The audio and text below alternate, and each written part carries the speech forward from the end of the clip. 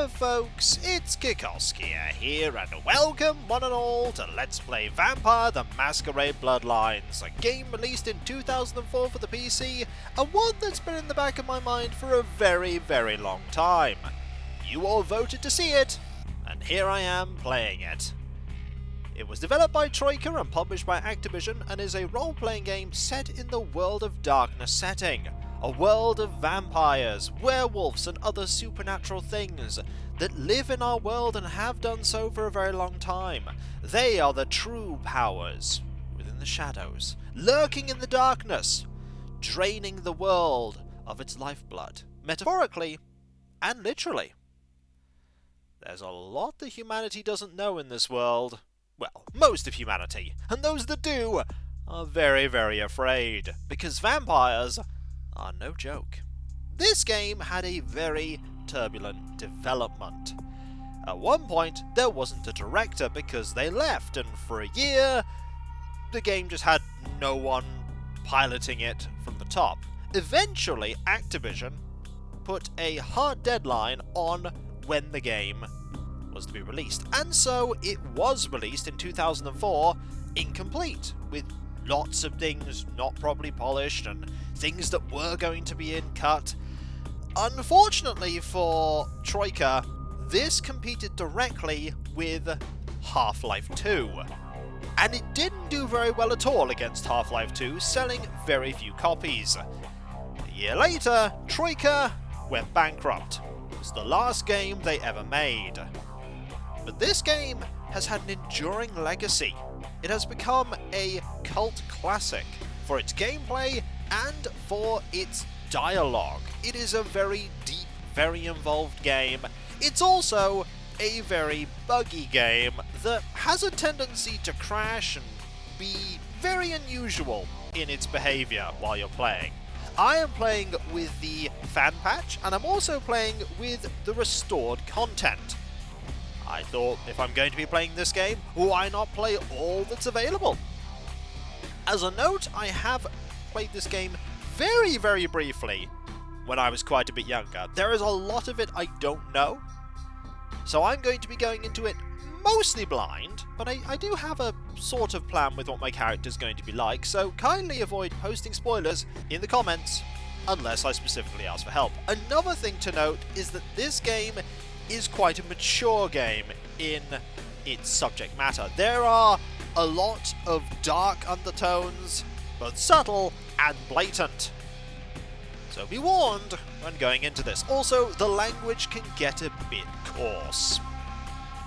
Without further ado, let's go to the options, because before I begin, I want to show off one thing that's very important, and that is the audio settings. Say hi to them, everyone. That's all you get. Just one volume slider that controls everything. I have done my best when it comes to sound balancing, but that's all I've got. I can either make everything quieter or everything louder. I can't pick and choose voice dialogue or sound effects or background noise or music. It's all or nothing. I and Cav have done the best we can with sound balancing. It won't be perfect. I've just got to make do with what I have and adapt as and when. Just thought I'd show you that, yeah, I don't have many options. The only way it could have been worse is if it would have been sound on or off. So, let's go to new game, and I will show you character generation. The world of darkness is a place where immortal monsters pull the strings of humanity. Violence and despair are common here. The world is bleak, but there is escape, if you go looking for it. A new game starts with creating a new character. Would you like to answer a series of questions about the type of vampire you would like to play and allow the game to create your character? Go directly to the character sheet and set your character's clan, gender, history, attributes, abilities, and disciplines yourself. Or, spoilers, replay some Bloodline missions as a human hunter from the Society of Leopold. That's some of the restored content, I believe. We are going to be selecting 2 to go directly to the character sheet and set everything there. So, we have a lot of choices here, and I will explain everything as we go along. This is who we are going to be. Well, that's who we could be, It's not who we're going to be. There are a number of clans you can play as. There is Tremere, blood sorcerers born from mystic rituals and diablerie. The Tremere are the least trusted of the Camarilla clans. The ritual the Tremere use to transform from living mages into undying monsters stripped them of their magical arts. To compensate, vampires of Clan Tremere developed thaumaturgy, the powerful discipline of blood magic. The clan guards its secrets jealously, and are the only kindred to wield this powerful discipline. The pursuit of arcane knowledge comes before all else, and the reliance upon it has weakened the bloodline. Tremere can raise no physical attribute above 4 points. If you want magic of a sort, this is the clan you go for, and Tremere magic is terrifying. Then we have Brujah. Brujah are passionate idealists and rebels, more likely to fight for their rights than write protest songs. In life, most Brujah sought social change, and in Undeath, most clan members commonly seek the creation of a vampiric utopia. Ask them about Carthage. As militant radicals, they are renowned for their combat skills, but are more likely to frenzy due to their hot-bloodedness, so to speak. They receive a +1 to their unarmed feat, but are penalised with a -2 to all frenzy checks due to their zealous nature. When a vampire takes sufficient damage in combat, especially when they have little blood, they can go into a frenzy, which in Redemption meant you lost control of your character and they just did whatever they wanted, and this usually resulted in their final death. Then we have Malkavian. Malkavians are known as lunatics because of their ability to hear voices of insight and subject others to their insanity through their discipline, dementation. The world appears much different to the Malkavian than it does to the sane clans, though the extent of a Malkavian's madness depends on the individual. A blessing and a curse, a Malkavian's insanity will help or hinder them, depending on how much they struggle against their nature. Malkavians start with a +2 bonus to inspection. Malkavian is what you play on your second playthrough, because Malkavians break the fourth wall. In fact, Malkavians break the fourth wall over their knee while cackling. They have a lot of very silly interactions with things, but it's definitely not a first playthrough clan, so I'm not going to be playing Malkavian. Then we have Nosferatu. Hideous, skulking, and powerful. Even in a world of monsters, the Nosferatu stand out. The embrace twists and deforms their physical features, forcing them to seek sanctuary underground. Nosferatu are masters of the shadows. Due to their curse, Nosferatu have a seduction of 0 and can never raise it higher, and they hide their existence from common humans. Having shared the darkness with vermin for so long, vampires of Clan Nosferatu are able to draw extra nourishment from rats. This is also one that you generally shouldn't play the first time round, because you definitely look like a vampire, even from a moderate distance, and humans will notice this. You will be breaking the Masquerade a lot, unless you know exactly how to get about. Then there is the Ventru. Truly the upper echelons of society, the Ventru are seen as the honourable and virtuous leaders of the Camarilla. They wholeheartedly support the Masquerade, influencing the mortal and undead worlds to help them maintain the Masquerade as well as garner support for themselves. Clan Ventru is an exclusive and powerful gathering of immortals, and even the lowliest initiate of Clan Ventru can expect special treatment in kindred society. This regal bloodline, however, gains no nourishment from the lowborn and thin-blooded. Ventru gain no blood from feeding on animals. Feeding on low-life humans, prostitutes and the homeless, can cause a Ventru to vomit. They have the Dominate discipline, which is a really, really powerful one. That said, using it on vampires tends to be a minor social faux pas. It's looked down upon, but if you want something done, that is what you use. We, however, are going to be playing as a Toreador. Toreador picture themselves as artistes and visionaries, and they value the high society mentality that the Camarilla reinforces. Of all clans, the Toreador are the most connected to the mortal world through arts and entertainment. Toreador are beautiful creatures, svelte and seductive, and move almost effortlessly through the society of a living. The Toreador empathy is both a gift and a burden. All humanity shifts are doubled. Humanity is very important. It is a sign of your connection to the mortal life you once had. A high humanity vampire is very in tune with their humanity. A low humanity vampire is not that far off a monster. If you lose all your humanity, you give in to the beast within you. That is what they call it, the beast, the gnawing hunger. And you become little more than a monstrosity that has to be killed. We're going to be playing a female Toreador, because male and female characters have very different interactions at points. So I'm going to play a female. Hang on! Did Kiko almost forget about the final clan in the list? Yes, he did! Let's talk about the Gangrel. Gangrel are wild loners that are most in tune with the beast within, allowing them to shapeshift into more beastly forms. Nomadic in nature, Gangrel care little about vampire politics and prefer to dwell and hunt in the outskirts of society. Because of their animalistic nature, they receive a +5 to strength, stamina, and wits during frenzy. However, because of their inherent feral nature, Gangrel receive a -1 on all frenzy checks. You are more likely to frenzy, and thus lose control of your character, but oh my! Are the dice stacked in your favour so long as you're attacking in melee. Plus, you get some pretty good disciplines that combo with the frenzy. You are a powerhouse! But be very careful, because that can quickly lead you to destruction. But we're not going to be playing a Gangrel. We're going to be playing a Toreador and a female Toreador. Now let us go to the stats. As for our character sheet, here's where the meat and bones of your character exists. We have 3 attributes that we can spend, 2 of which have to be in social, and 1 has to be in mental. We have 6 attribute points for our skills, 3 of which are spent here, 1 of which is spent here, and 2 of which are spent here in knowledge, and 1 discipline point. Everything starts here at 1 and 1. These start at 0. And you can see our main skills here. All of these are influenced by these. We have strength, which is how hard you hit. It's good for unarmed and melee. You have dexterity, which increases your lockpicking and sneaking. You have stamina, which improves your ability to resist attacks. Charisma is your ability to sway people through personality. It's good for persuasion. Manipulation is good for the haggle feat. I have been told by Mr. Halloween 4545, who has been very helpful in giving me advice, and also helped me ensure this game could run, thank you very much, that haggle is not a useful thing to take, so you shouldn't go for it. Then there's appearance. Indicates the physical attractiveness of your character. It's the foundation of the seduction feat.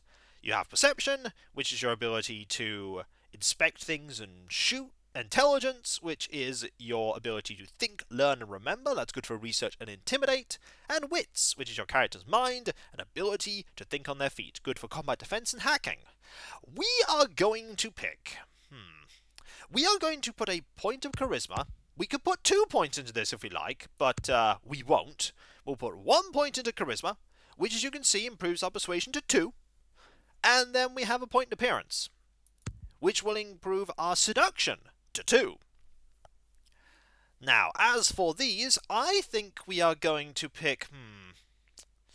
Right now, our lockpicking is 1. I've also been advised to either focus on hacking or lockpicking. Don't focus on both. Now, knowledge, we want research. An interesting conversationalist, such as the Toreador, will undoubtedly have a broad range of knowledges to speak of. Your character's ability to gather information, debate, and learn new skills. Scholarship will increase your research and persuasion feats, and it's required to identify and activate rare artifacts. Our persuasion is now 3. We could make our persuasion 4, but we're going to leave that at 3. Investigation. Measure your ability to notice minute or hidden details. This will indicate things to you that you miss. It's not required, because you can find practically anything without the investigation skill, but it is there. Finance, not something you should ever put points into, again, because haggle. Computer, hacking, You know what? Let's put another point into scholarship, shall we? We're going to be a learned Toreador. As for our skills here, We have stealth, we have security for lockpicking. Ooh, do I? Brawl might be very good. The ability to fight barehanded. Brawl is important for the unarmed combat feat, and also makes it easier to feed on the unwilling. That might be useful. Let's put a point into that. Let's see. Subterfuge is good for seduction. We might put a point to subterfuge. Intimidation might also be something interesting. Let's put a point into melee.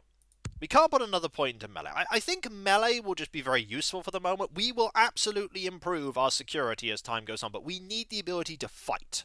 So melee combat is now at 2. We want subterfuge, so we can have even more seduction. We also want intimidation.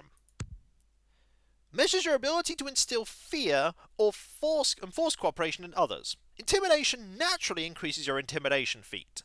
So we have a nice mixture. We have a lot of persuasion and seduction, a minor in intimidation, and we also have research, a lot of research, and a little bit of unarmed and melee combat. We could go into shooting. Shooting is a bit finicky as far as I've gathered. Now, disciplines. We have 3 vampire powers, and blood healing, which was added in by the fan patch. Blood healing is something from Redemption. It allows you to use some of your blood to heal wounds. It's something that most vampires have. It's a really good ability. Now, Auspex enhances your mental faculties and allows you to perceive the auras of those around you, as well as see better in darkness. All levels of Auspex cost 1 blood per activation. There is no risk of violating the Masquerade by using this because it doesn't outwardly show itself. Level 1 adds 1 to your wits and reveals the aura of living and undead within a short distance. If you were to improve this, it would add 1 to wits and perception. Now, remember, wits improves your combat defense and hacking, perception improves your ranged combat and inspection. Then there is presence. The dread presence of the vampire can strike mortal fear into the hearts of their opponents, reduces enemies' effectiveness in combat. All levels of presence cost 1 blood per activation. This also does not risk the Masquerade. If your Masquerade gets very low, the Masquerade is a code of secrecy that hides vampire existence from humankind. Violations of the Masquerade will lead to ambush attacks from human vampire hunters and scorn and contempt or worse from your fellow kindred. If you lose all Masquerade points, you lose the game. Also, humanity. Although monsters by nature, most vampires cling to humanity to survive in the mortal world. Humanity is the ability to keep your predatory nature at bay and your first line of defense against frenzy. If you cause the death of an innocent human, you will lose humanity. You will frenzy more often if your humanity is low. That's the official explanation. Right. Presence. If you're very close to someone, they can suffer a -1 penalty to strength, wits, and perception, and a reduced rate of attack. It's a good debuff. At level 2, they have a 10% chance to be mesmerized. They also take a -2 penalty to strength, wits, and perception. And it goes up and up and up. As for celerity, celerity is the vampiric preternatural speed. The world will seem to slow while you remain unaffected. All but the first level of celerity are obvious supernatural acts, and using them in safe areas is considered a violation of the Masquerade. If you leave celerity at 1, you can always use it safely. Gives you a speed enhancement. Now, if you get more, it becomes you zipping around like Superman or the Flash, and people get really, really perturbed. As for which one I'm going to take, I think, considering how we've been working with this character, I want to take a point in presence. I want to debuff my opponents. So, let's put a point in presence. You always have level 1 in celerity, but for now I want a point in presence so I can debuff. As for our name, Bob was the test character. Let us think about the name. I've had some thoughts about it.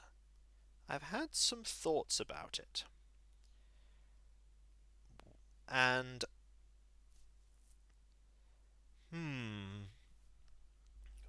we are going to call ourselves... Now, I thought of something mythological. I wanted to go for a mythological twist on it. And then I thought, there is a name that is perfect. And it's Helen. Why? Because Helen of Troy. So that's it. Character is done.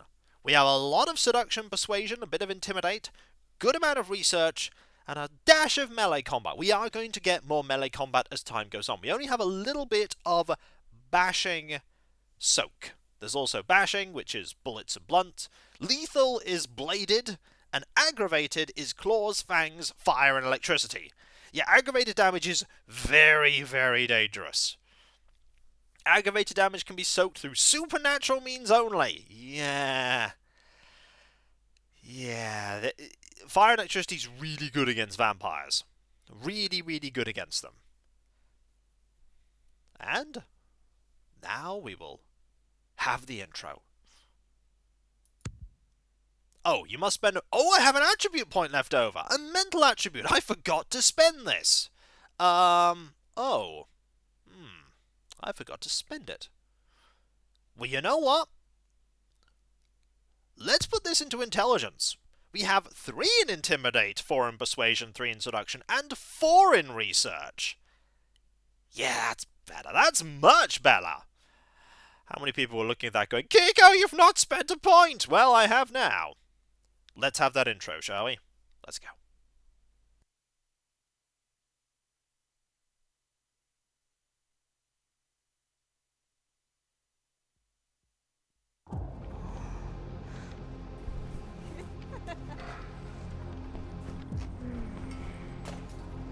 I want to show you something.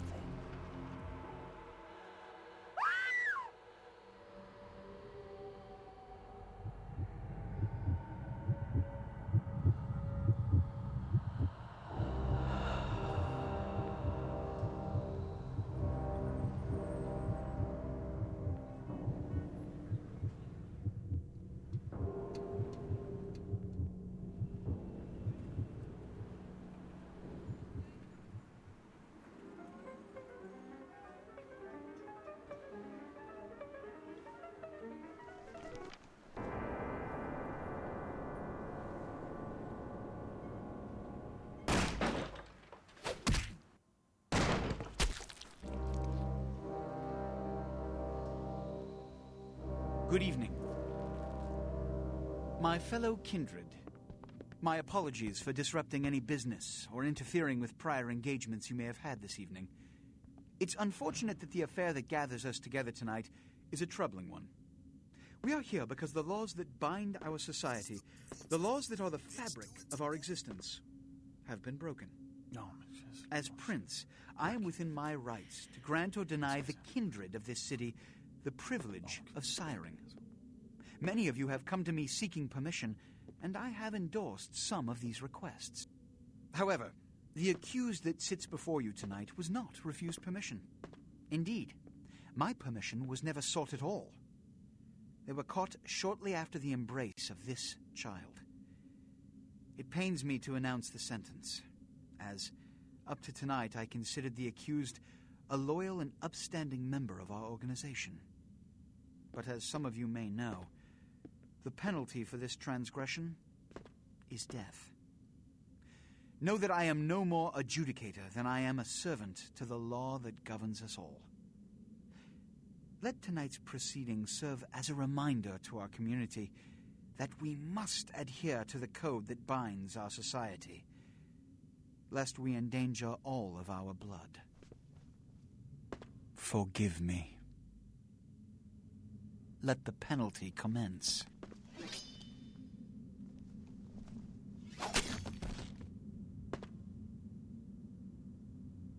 Which leads to the fate of the ill-begotten progeny.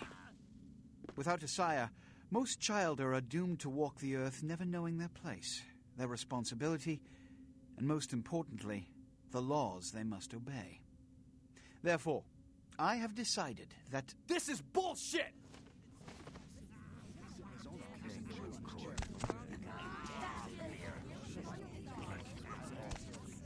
All I'm saying is that he better not do it. If Mr. Rodriguez would let me finish, I have decided to let this kindred live. They shall be instructed in the ways of our kind, and be granted the same rights. Let no one say I am unsympathetic to the plights and causes of this community. I thank you all for attending these proceedings, and I hope their significance is not lost. Good evening.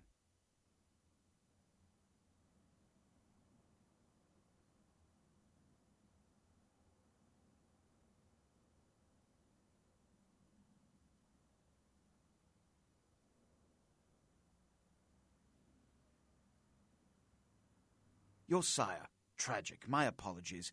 But you see, there is a strict code of conduct that all of us must adhere to if we wish to survive. When anyone breaks these laws, they undermine the well-worn fabric of our centuries-old society. Understand my predicament. Allowing you to live makes me directly responsible for your subsequent behavior. So, what I'm offering is not generosity, but the opportunity to transcend the fate woven by your sire. This is your trial. You will be brought to Santa Monica. There you will meet an agent by the name of Mercurio. He will provide the details of your labor. I've shown you great clemency. Prove it was more than a wasted gesture, fledgling. Don't come back until you do. Good evening. And when we come back, folks, the tutorial. It's a big intro, it's a lot to take in. And there are basic controls. Toggle auto move and toggle run and walk keys with delete and insert. First person and third person with Z. The camera keys to move the camera in third person. The hotkey menu is, the default is K, not the default. To assign actions to the hotkeys. And left click to continue. Use the mouse to look around, of course. And here we are. The game has been saved. And I'm going to make another save. Oh my, am I going to make another save. Because, we need a save. Also, I need to, do that there. There we go. And, when we come back, folks, the tutorial.